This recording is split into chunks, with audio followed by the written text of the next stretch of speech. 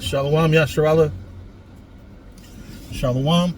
This is Yeshaya back at you with a Car Chronicle. On this one, I want to. Well, first off, all praise, honor, and glory to Yahweh Bahashem, Yahweh Shai Bahashem Racha HaKodash. Double honors to the apostles and elders of the house of David. Salutations to you, brothers, throughout the four corners of the earth, teaching the truth and righteousness and sincerity. To you Israelite foreigners, come back home to the truth. To those that passed on, serving the Lord, the dead in Yahweh Shai shall arise first. To you sisters who believe, keep encouraging and supporting your brothers out here teaching us truth. And always commemorate the sister who washed Yahweh Shai feet when you read the scriptures. I wanted to talk to y'all about, as usual, it's not about social media, but it's something Caucasians always love to say. Whether you're in it's like Italian, regular white American, British, Caucasians love to use race card or victim card. They always try to throw out some half-ass history, because that's what they do. They throw out half-ass history lessons. And the bottom line, and the truth is that, yes, invading and enslaving is something that has existed for quite a while. The difference is, very rarely in history, no matter what nation was in power, there has always, the invaders have been more humane for the most part than Caucasians. That's the biggest difference. The Greeks and the Romans and every other Edomite power structure have always been more brutal than anybody else. So when he says, African chiefs sold black, people into slavery. Okay, yeah.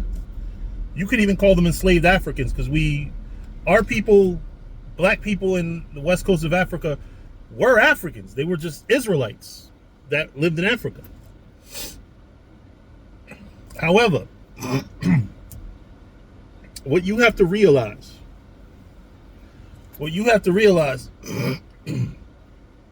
with these very proud, lofty arguments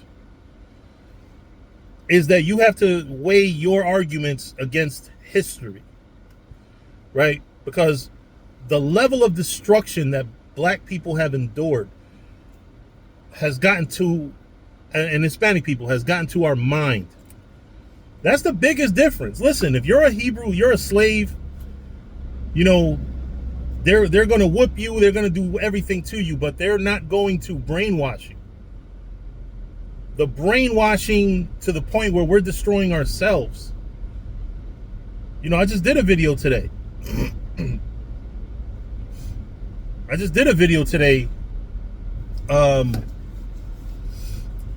Where there's movie, like the behavior that we exhibit in movies is some insane behavior. You would never tell that we are the oppressed by the way we conduct ourselves. And part of it is because, we know that we're royal. We go around calling each other king and all that, which is cool. All that is beautiful. But the problem that I have personally with this issue, with white people always coming up with victim card, race card, slavery card, is, are you belittling how something that took place less than 150 years ago could possibly affect people now because of certain opportunities that you hand out? Like civil rights, right? Let's talk about civil rights. People like Charlie Kirk, they always like to argue that civil rights is wrong because it's giving a head start to somebody who doesn't deserve one, right? That's ultimately what I see that Charlie Kirk likes to say. Problem with what Charlie Kirk says that we don't do, because America has never really tried to make things right with black people and Hispanic people. Well, they don't have to with Hispanics so much, except for Mexicans, because they stole land from Mexicans. right? So they don't have to make it right with them. Well, with everybody else, right? But you stole land from the indigenous Mexicans. You stole black people from their land. And somehow in your mind, you don't feel that you should pay for your crimes. And that's a big problem. How shouldn't you pay for your crime? Now, I'm going to be honest. We're not looking for reparation. Well, the ones that are real about it, we're not looking for no fucking reparations. We're not looking for fucking civil rights. You know, and actually, even what we're really looking for, we're not going to get it the way we want it. Honestly, the average black and brown person is not looking for blood. But the truth of the matter is, it should be blood for blood. Let's be real. The slaughtering that you've done alone, the thievery, raping women, like, how do you make all that right? Propose something else then. Say, hey, you know, we're not willing to give our blood. What else are we willing to give? For separating families. You don't think that has a big fucking impact on what's going on now with black people? Black and Latino people? You don't think that has a lot spiritually and psychologically to do with the modern single parent households? You don't think that all that shit is tied together? Well, hey, you got black men out here that don't know who their grandfather is. Let's say, you know, in 1870, you got a lot of black men that were separated from their actual grandfathers, right? So all the wisdom, everything was interrupted. Every black life was interrupted by slavery. Now, another thing that they like to say is, oh, well, you know, all white people didn't own slaves. That's true. That's true. All white people, see, they have arguments. When you really get down to the arguments, they have good points, but those points don't mean shit sometimes. Yeah, all white people. So Charlie Kirk says, my ancestors actually fought against slavery. Did your ancestors really fight against slavery? Because that's what conservatives like to say. Hey, we're the ones that actually abolished it.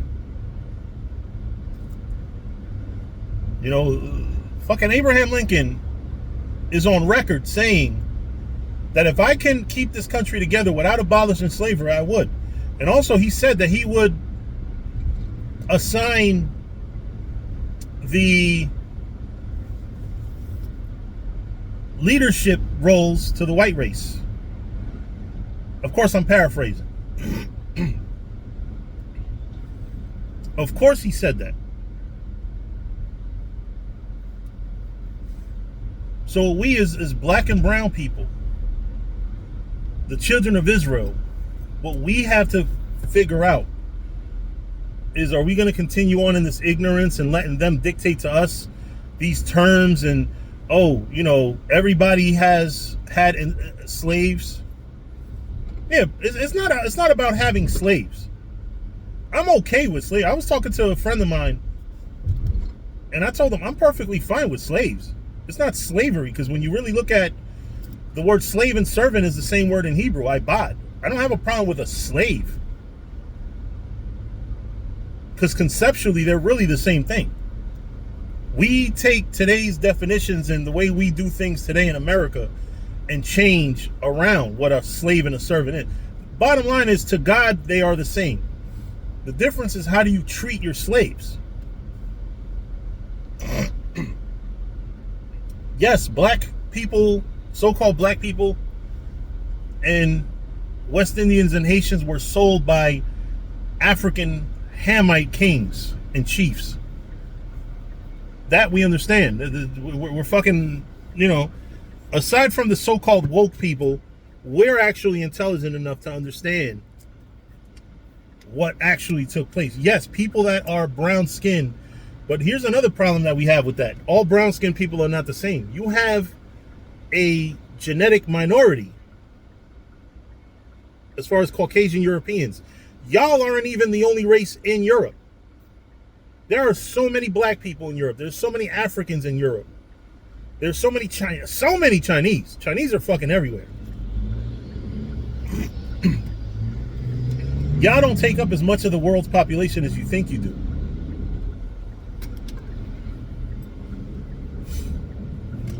And you know, and this video is not about hating anybody or anything, despising, even though it is something that's part of it. Because at the end of the day, how could we love somebody who's done all this to us? But the problem is the arguments that y'all use to justify yourselves. Oh, look at history. There's a lot of invading. And look at the particulars about the invasions. Look at the particulars about the invasions. It's one thing where over the course of war, hey, kill the men, raise up the children, take the mothers, grape the mothers, or the women. It's one thing to do things in the course of war. And it's a whole nother thing to create a system that destroys systemically people for over 400 years. Redlining is real. Racism is real. The problem with racism is that it's not easily proven. I could discriminate against a black or brown person. Well, not me, because I'm black and brown myself. The problem with racism, and I'm going to give an example, right? I was taught when I was in the Pan-African Student Union that black people cannot be racist because we don't have any of the 4 components of power. Low fuel, bitch, what? Anyway, I was taught that black people cannot be racist because we do not have a nation, or really the 4 components of power. I know Tazawan loves when I talk about this. The land, labor, arms, and capital. We don't have that. We don't have control of it. You know, we simply don't have all of that. We don't have the land, labor, arms, and capital. That's understandable. I get that part. We don't have it. We're destroyed. But we can be racist.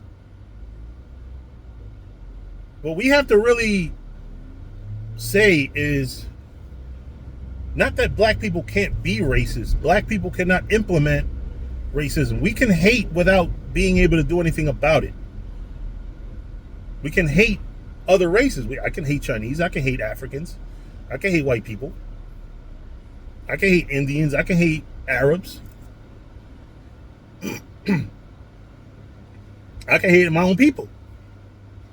And I could be racist. You can call me racist. And you would not be wrong.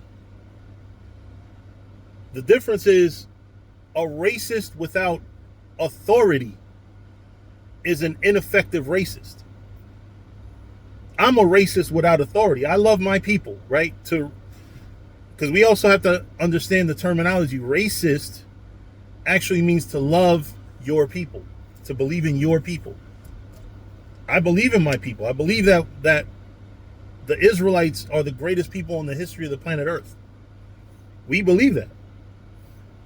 The problem is we are physically and in a tangible sense unable to do anything about it. All we can do is go out to the streets and teach the word of the Heavenly Father until Yahushua come back and set this world straight.